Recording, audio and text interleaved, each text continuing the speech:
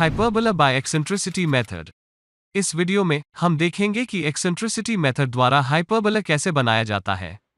हम जानते हैं कि हाइपरबोला एक कर्व होता है जिसमें से होकर गुजरने वाली एक एक्सिस होती है।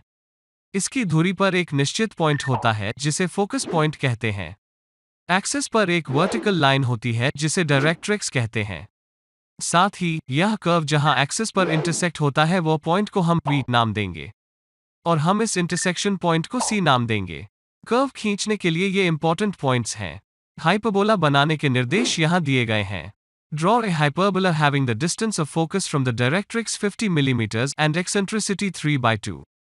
Also, draw the normal and tangent to the hyperbola from its directrix. यहाँ हम देख सकते हैं कि डायरेक्ट्रिक्स से फोकस की यह दूरी 50 मिलीमीटर के रूप में दी गई है और जिस एक्सेंट्रिसिटी को हम E से निरूपित करते हैं वह 3/2 दिया गया है। हमें यह याद रखना होगा कि यदि इस एक्सेंट्रिसिटी का मान 1 से अधिक है तो हमें हाइपरबोला प्राप्त होता है। यदि मान 1 से कम है तो हमें एक एलिप्स प्राप्त होता है और यदि मान 1 के बराबर है तो हमें पैराबोला प्राप्त होता है। इस मामले में यह 1 से अधिक है, इसलिए यह एक हाइपरबोला है। एक्सेंट्रिसिटी इस लंबाई VF द्वारा VC का अनुपात है। एक्सेंट्रिसिटी 3/2 के रूप में दिया गया है। यदि हम इस दूरी को 5 भागों में विभाजित करते हैं तो VF की लंबाई 3 भाग होगी और VC 2 भाग होगी। इसका मतलब है यह V पॉइंट फोकस पॉइंट से 30 मिलीमीटर है और यह डायरेक्ट्रिक्स से 20 मिलीमीटर है, जो कि हमने इसे समझा। आइए ड्राइंग शुरू करें। सबसे पहले हमें एक डायरेक्ट्रिक्स खींचना है जो सिर्फ एक वर्टिकल लाइन है जो कि किसी भी लंबाई की हो सकती है और इस डायरेक्ट्रिक्स पर एक पॉइंट मार्क करें और हम इसे C नाम देंगे। इसके बाद हमें इस डायरेक्ट्रिक्स पर इस पॉइंट C से एक परपेंडिकुलर लाइन खींचनी है जो हाइपरबोला के लिए एक्सिस होगी। इस एक्सिस को खींचने के लिए हम एक प्रोट्रैक्टर लेंगे और 90 डिग्री को मार्क करेंगे और इस पॉइंट को रेफरेंस के रूप में लेकर हम पॉइंट C से एक लाइन खींचेंगे। इसके बाद एक्सिस पर एक पॉइंट को डायरेक्ट्रिक्स से 50 मिलीमीटर दूर मार्क करें और इस पॉइंट को F के रूप में नाम दें। यह पॉइंट हाइपरबोला का फोकस पॉइंट होगा। इसके बाद हमें एक्सिस पर पॉइंट V अंकित करना होगा। यह पॉइंट C से 20 मिलीमीटर और F से 30 मिलीमीटर दूर होगा। रूलर लें और पॉइंट C से 20 मिलीमीटर दूर एक पॉइंट को मार्क करें। इसके बाद हमें इस पॉइंट V से एक वर्टिकल लाइन खींचनी होगी। वर्टिकल लाइन खींचने के लिए हम रोलर स्केल का उपयोग करेंगे और इस लाइन को रेफरेंस के रूप में लेंगे। रोलर स्केल को पॉइंट V पर ले जाएंगे और कुछ लंबाई की एक वर्टिकल लाइन खींचेंगे। इसके बाद कंपास लें और यह VF दूरी लें और इस दूरी का उपयोग करके V से गुजरने वाली इस वर्टिकल लाइन पर एक आर्क काट लें और इस इंटरसेक्शन पॉइंट को E के रूप में लेबल करें। इसके बाद पॉइंट C और E से गुजरने वाली एक लाइन खींचें और इस लाइन का विस्तार करें। इसके बाद एक्सिस पर कुछ पॉइंट्स मार्क करें। इन पॉइंट्स के बीच की दूरी कुछ भी हो सकती है, तो वे बराबर या असमान लंबाई पर हो सकते हैं। इन पॉइंट्स को मार्क करने के लिए हम एक कंपास लेंगे और कुछ लंबाई लेंगे और आर्क्स को समान दूरी पर काट लेंगे।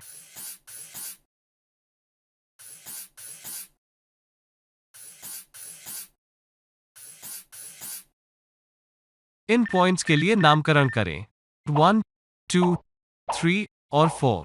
इन पॉइंट्स को प्राप्त करने के बाद हम प्रत्येक पॉइंट पर एक वर्टिकल लाइन खींचेंगे जैसे कि वे इस इंक्लाइंड लाइन को छूते हैं। ये लाइंस ड्राफ्टर या रोलर स्केल का उपयोग करके खींची जाती हैं।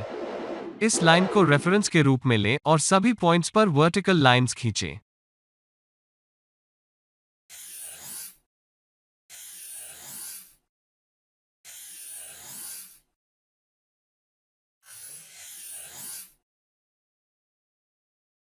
इन इंटरसेक्शन पॉइंट्स को 1 2 3 और 4 के रूप में लेबल करें। इसके बाद कंपास लें, 1 के बीच की लंबाई लें और पॉइंट F को सेंटर के रूप में उपयोग करके इस वर्टिकल लाइन के दोनों किनारों पर आर्क्स काट लें।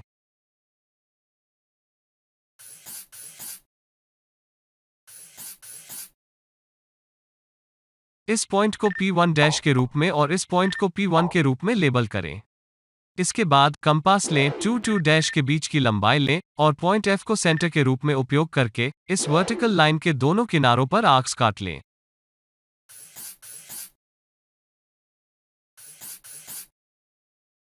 इस पॉइंट को P2 डैश के रूप में और इस पॉइंट को P2 के रूप में लेबल करें। इसी तरह पॉइंट्स 3 और 4 से गुजरने वाली लाइंस पर आर्क्स को काटें। 3 डैश के बीच की लंबाई लें और पॉइंट F को सेंटर के रूप में उपयोग करके इस वर्टिकल लाइन के दोनों किनारों पर आर्क्स काट लें।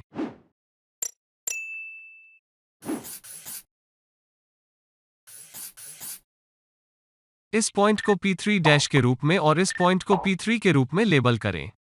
अंत में 4 डैश के बीच की लंबाई लें और पॉइंट F को सेंटर के रूप में उपयोग करके इस वर्टिकल लाइन के दोनों किनारों पर आर्क्स काट लें।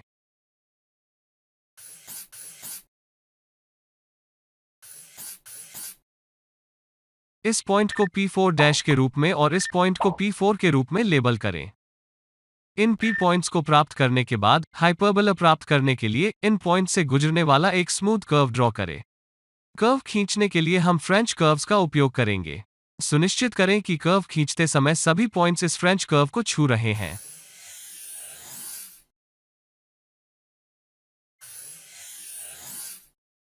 एक्सेंट्रिसिटी मेथड का उपयोग करके यह अंतिम हाइपरबोला है। इसके बाद हमें डायरेक्ट्रिक्स से 25 मिलीमीटर के पॉइंट पर एक टैंजेंट और एक नॉर्मल लाइन को ड्रॉ करने की आवश्यकता है। ऐसा करने के लिए हमें कर्व पर एक पॉइंट को मार्क करने की आवश्यकता है जो कि डायरेक्ट्रिक्स से 25 मिलीमीटर दूर है। रोलर स्केल का उपयोग करके इस हॉरिजॉन्टल लाइन को रेफरेंस के रूप में लेते हुए हम देख सकते हैं कि यह दूरी 25 मिलीमीटर है। सुनिश्चित करें कि रोलर स्केल का शून्य डायरेक्ट्रिक्स पर है। अब रोलर स्केल को ऊपर ले जाएं और देखें कि कर्व पर 25 मिलीमीटर कहां आ रहा है। हम देख सकते हैं कि इस पॉइंट पर 25 मिलीमीटर आ रहा है। इस पॉइंट को P के रूप में लेबल करें। कर्व पर इस पॉइंट की दूरी डायरेक्ट्रिक्स से 25 मिलीमीटर है। इसलिए हमें इस पॉइंट P पर टैंजेंट और नॉर्मल खींचना है। टैंजेंट लाइन खींचने के लिए इस P पॉइंट को F पॉइंट के साथ एक लाइन से मिलाएं। इसके बाद इस PF लाइन से पॉइंट F पर एक परपेंडिकुलर लाइन खींचिए। परपेंडिकुलर लाइन खींचने के लिए एक प्रोट्रैक्टर लें, इस पॉइंट पर रखें। सुनिश्चित करें कि पॉइंट F प्रोट्रैक्टर के सेंटर से मेल खाता है और 90 डिग्री मार्क करें। इसके बाद इस पॉइंट को रेफरेंस मानकर पॉइंट F से डायरेक्ट्रिक्स की ओर एक लाइन खींचें और इस पॉइंट को T के रूप में लेबल करें। अब पॉइंट T और P से गुजरने वाली एक लाइन खींचिए। यह लाइन कर्व पर टैंजेंट लाइन होगी। इसके बाद इस टैंजेंट लाइन पर एक परपेंडिकुलर लाइन खींचें जो कर्व के लिए नॉर्मल लाइन होगी। ऐसा करने के लिए प्रोट्रैक्टर लें, इसे टैंजेंट लाइन पर रखें और 90 डिग्री का निशान लगाएं। अब लाइन खींचिए जो P और इस पॉइंट से गुजरती है। यह हाइपरबोला कर्व के लिए नॉर्मल लाइन है।